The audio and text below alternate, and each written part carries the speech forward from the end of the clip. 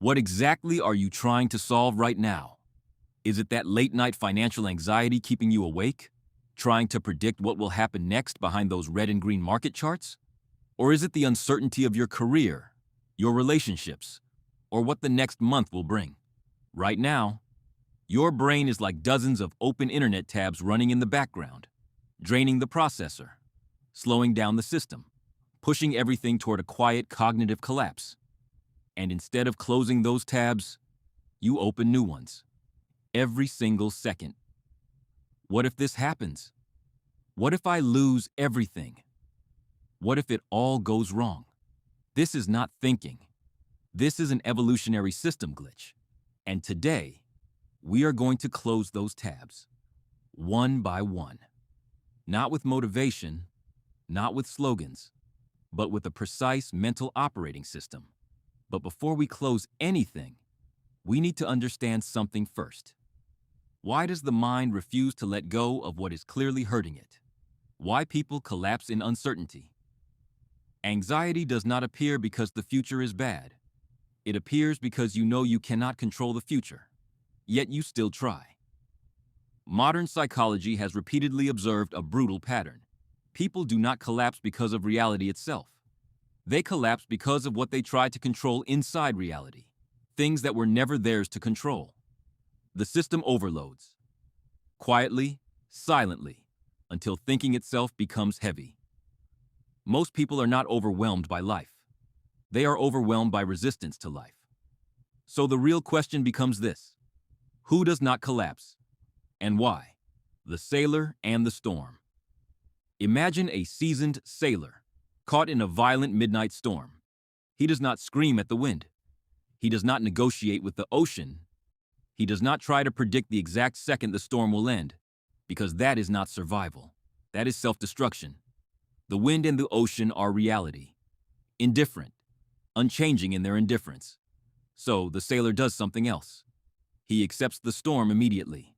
He studies the limits of the ship. He adjusts the sails, not against reality, but inside it. And this changes everything. The sailor who survives is not the one who predicts best. It is the one who makes the fewest emotional mistakes. And this is where most people miss the point, because this ability is not natural. It is trained, and it comes from a single principle: Epictetus and the line of control. Nearly 2,000 years ago, Epictetus, a man born into slavery, observed something most people still fail to understand today. Life is divided into two categories: what is up to you and what is not. That is it. Nothing more, nothing less. But most suffering begins here. Not in reality, but in confusion about this line. You cannot control the market. You cannot control the economy. You cannot control how others behave. But you can control your execution. You can control your attention. You can control your response. Your suffering does not come from uncertainty. It comes from fighting on the wrong side of the line. Marcus Aurelius and the Inner Citadel.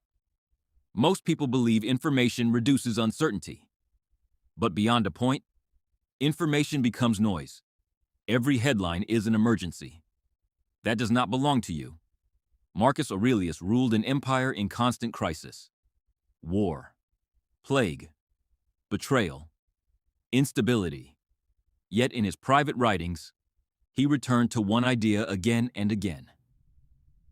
The mind does not become clearer by consuming more reality. It becomes clearer by removing distortion. So he retreated inward, not to escape reality, but to see it without noise. If your mind feels like 50 open tabs, you do not need more input. You need withdrawal, not avoidance, control. The Stoic stress test. The next time uncertainty hits you, run it through this test. 1. Is this inside my control, or am I reacting to something I cannot influence? 2. Have I clearly defined the worst-case scenario, or am I afraid of something undefined? 3. What is the one action I can take within the next 24 hours? If there is no answer to that third question, you are not dealing with reality. You are dealing with imagination. Daily application.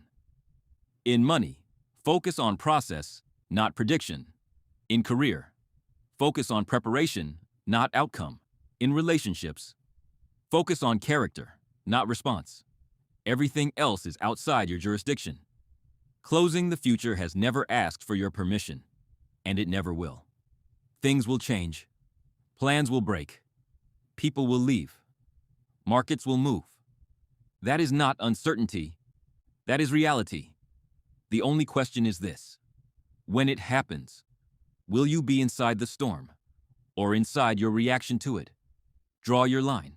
Stand on your side of it. Everything else belongs to fate. And now, begin again.